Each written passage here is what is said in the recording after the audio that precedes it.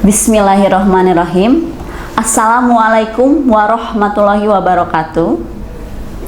Selamat pagi, sampurasun, salam sejahtera bagi seluruh baraya kabar priangan.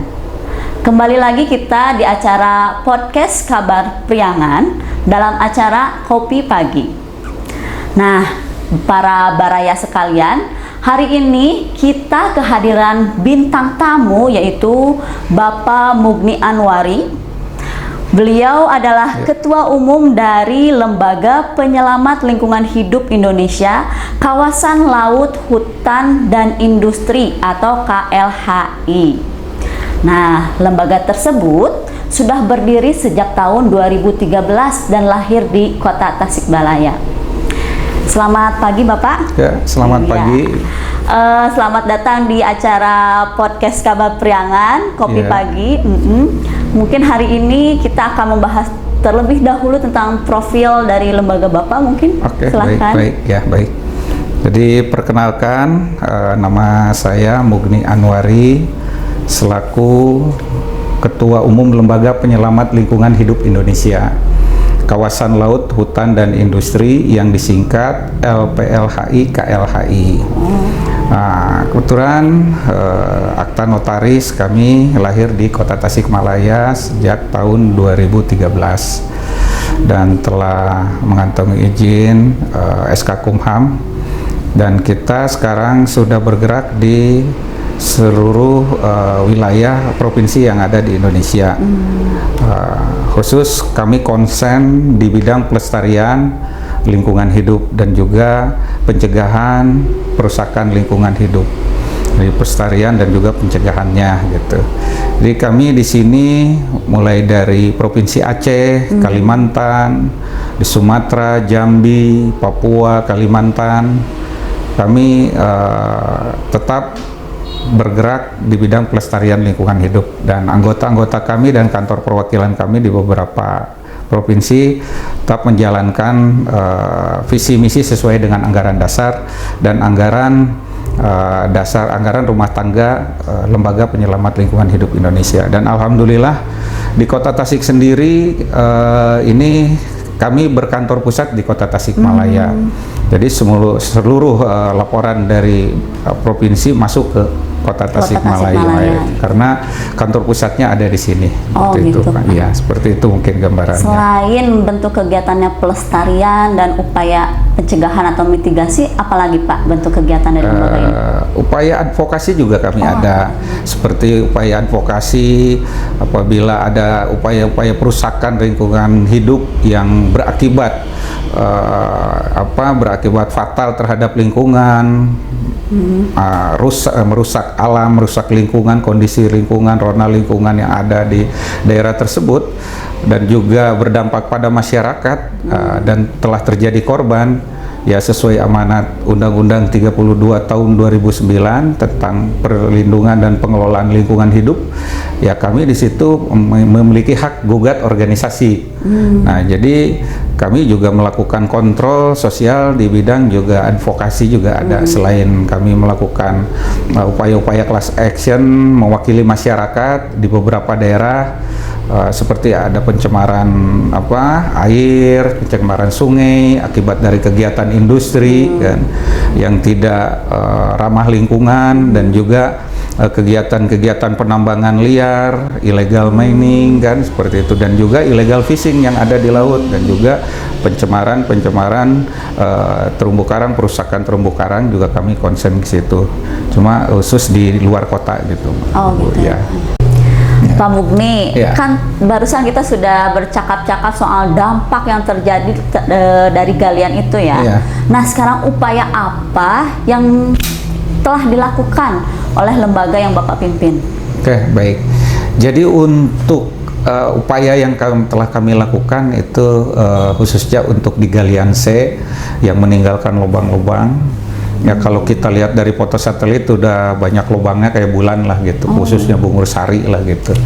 Jadi upaya yang telah kami lakukan di sini penghijauan, mengedepankan penghijauan. Karena keterbatasan kami dalam melakukan penghijauan ini juga kami juga butuh dukungan masyarakat sebenarnya, seperti itu. Dalam setiap hari lingkungan hidup kami selalu mengadakan kegiatan penanaman pohon. Nah, penanaman pohon kami menyiapkan pohon dari khususnya pohon-pohon yang mampu menyerap sumber mata air seperti itu.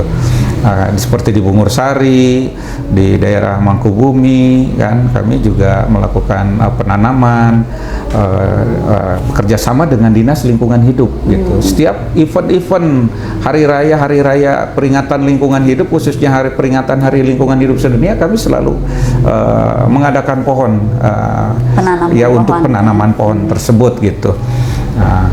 Jadi yang menjadi fokus perhatian kami sekarang ini upaya reklamasi lah seperti itu, mengadakan pembibitan dan dibagikan kepada masyarakat sekitar gitu.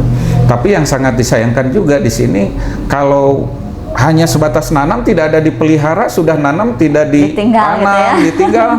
Kebanyakan selama ini kami menyumbang pohon. Kami udah menyumbang ratusan sampai ribuan pohon gitu ya. Kami menyumbang ke beberapa kegiatan, bahkan bekerja sama dengan beberapa ormas OKP yang ada di sini. Kami menyumbang, tapi begitu kami lihat kembali pohonnya nggak ada gitu. Karena apa? Ya hanya sebatas menanam tanpa ada perawatan dan pemeliharaannya seperti itu. Jadi itu mungkin upaya yang akan kami perbaiki ke depannya. Jadi menanam sekaligus merawat ke depannya gitu. Jadi sekaligus kami akan menggandeng Dinas Lingkungan Hidup untuk sama-sama melakukan pembinaan ini, dan bila perlu dengan Dinas Minerba yang ada di provinsi untuk kedepannya bersama-sama menanam pohon agar mengajak pelaku usaha jangan hanya mengambil keuntungan di Kota Tasikmalaya dengan meninggalkan penderitaan juga beban bagi masyarakat seperti itu. Gitu ya. Jadi dalam menjalankan kegiatannya, program-programnya LPLHI LHI ini selalu merangkul masyarakat juga gitu ya, mengajak masyarakat untuk bersama-sama gitu memelihara lingkungan hidup. Iya, betul sekali. Itu biasanya Pak, jenis pohon yang ditanam itu apa? Bermacam-macam. Kami kadang menanam pohon Barringtonia, Trembesi, juga mahoni. Kalau pohon-pohon yang industri, kalau albas atau mungkin itu bisa ditebang lagi kan gitu. Kalau yang lain mungkin mereka tidak bisa menebangnya seperti itu. Kami sudah berikan beberapa sumbangan gitu. Terakhir di Bungur Sari dalam peringatan hari gunung, peringatan Hari Gunung. Hari Gunung Internasional kami buat di sana, dihadiri dengan Forkopimda di sini ya, di Kota Tasikmalaya, dan kebetulan Ketua LPLHI Kota Tasikmalaya di sini juga putra daerahnya di Bungur Sari. Kami melakukan event penanaman pohon di situ di daerah lokasi gunung di Bungur Sari yang sudah dikelola oleh pemerintah daerah, dan insya Allah di sini pohon itu akan terawat gitu. Insya Allah gitu ya. Kami yakin kalau mungkin nanamnya di bekas-bekas galian itu perlu ada kerjasama baik antara kami dengan pihak pelaku usaha untuk menjaga kawasan itu, karena hilir mudik kendaraan kan gitu juga tidak menjamin gitu, menjamin kelangsungan pohon tersebut sampai besar. Jadi upaya program kami juga dengan pihak Universitas Siliwangi, dulu kami masih juga mengadakan penanaman pohon bersama-sama gitu dengan pihak yang Mapala Kaniwata, dan juga Sispala juga kami libatkan seperti itu. Bermanfaat sekali ya Pak ya. Nah, selain di Galian C, program-program dari LPLHI ini apalagi Pak di Kota Tasikmalaya? Kami juga konsen terkait sampah, terus pencemaran sungai kan gitu, daerah aliran sungai pengelolaan limbah juga di sini, dari kegiatan-kegiatan industri yang tidak mengantongi izin sehingga berdampak kepada pencemaran dan perusakan lingkungan alam yang ada. Nah, khususnya kami konsen juga di sampah karena menjadi fokus perhatian kami ini saat ini sampah. Sampah yang semberawut di Kota Tasikmalaya, salah tata kelola dari hulu sampai ke hilir, mungkin seperti itu. Fokus sekarang lagi kami mengonsep kami ingin memberikan satu konsep buat pemerintah bagaimana supaya sampah ini memang harus dikelola dari hulu sampai ke hilir dengan baik, dan ini sudah dilakukan oleh pemerintah. Sebelum kami juga mereka sudah ada beberapa program, tapi ada juga beberapa program yang tidak optimal seperti itu karena sampah juga sampai sekarang masih menjadi konsentrasi di beberapa titik Kota Tasikmalaya seperti itu yang tidak tertangani dengan baik seperti itu. Jadi mungkin di sini salah tata kelola saja seperti itu, tata kelolanya, dan juga dibantu dengan anggaran dari pendapatan daerah dari sektor retribusi sampah yang harus dioptimalkan. Nah, sedangkan pengelolaan sampah ini mengandalkan dari retribusi sampah, tapi sekarang retribusinya tidak berbanding lurus dengan pendapatan dan pengelolaannya gitu. Seperti itu. Ya Pak, sebelum kita ke pertanyaan terakhir, boleh diminum dulu ya. Baik. Terima kasih, karena membicarakan sampah itu ini ya berat sekali, padahal itu sampah berat sekali, gitu ya. Sampah ya. Sampah ini juga bisa jadi uang, juga bisa juga jadi masalah yang besar seperti itu. Jadi bisa juga menjadi sumber penyakit, bisa menjadi sumber penghasilan juga kalau dikelola dengan baik. Dan di sini juga saya lihat pemerintah kota sudah melakukan beberapa upaya gitu. Tapi ada upaya-upaya yang tidak optimal dalam pelayanannya gitu. Nah, ada beberapa pelayanan yang tidak optimal di sini dari hulu sampai ke hilir gitu. Nah, ini yang harus dibenahi oleh Dinas Lingkungan Hidup seperti itu. Jadi kalau seandainya penanganannya dari hulunya bagus, hilirnya juga bagus, pasti akan optimal. Dan sejak lahirnya Kota Tasikmalaya terjadinya pemekaran dengan kabupaten, ini belum pernah meraih Adipura gitu, belum pernah gitu. Yang pernah meraih Adipura ini hanya kabupaten gitu. Hanya kabupaten. Kota Tasikmalaya setelah mekar malah menjadi kota bukan kota sampah, tapi sampahnya volume sampah setiap hari semakin menumpuk gitu. Memang ada gedong resik juga ada, ini sudah terbantulah pemerintah kota oleh program Dinas Ela, bank sampah sendiri. Itu ada kegiatan juga bank sampah sendiri dikelola oleh pihak Karang Taruna dan juga pihak kelompok-kelompok bank sampah yang ada di Kota Tasikmalaya. Tapi kalau kami konsen sebagai pemerhati di sini lebih kepada pengelolaannya dari hulu ke hilir terkait penganggarannya kemana di sini penganggarannya masih sangat kecil gitu seperti itu. Oke, pertanyaan terakhir Bapak.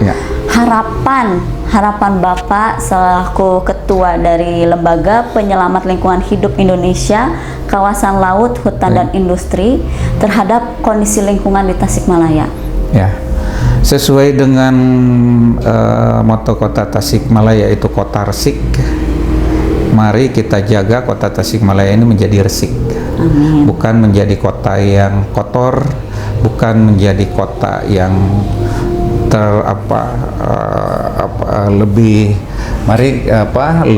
mencemari lingkungan, yang kota yang kumuh dengan sampah, dan juga kota yang lebih bersih dan indah dilihat sesuai dengan motonya Kota Tasik. Jadi jangan dirusak alamnya, mari kita jaga sama-sama, mari kita pelihara Kota Tasik yang resik ini sehingga menjadi kota yang indah gitu dan beriman, sehingga Kota Tasik ini menjadi tujuan wisata dan diminati oleh para pendatang seperti itu, sehingga lebih enak dipandang mata seperti itu, sesuai dengan keramahannya warga Kota Tasikmalaya seperti itu. Terima kasih banyak ya, Bapak. Sama-sama, ya. Alhamdulillah teman-teman Baraya Kabar Priangan semuanya.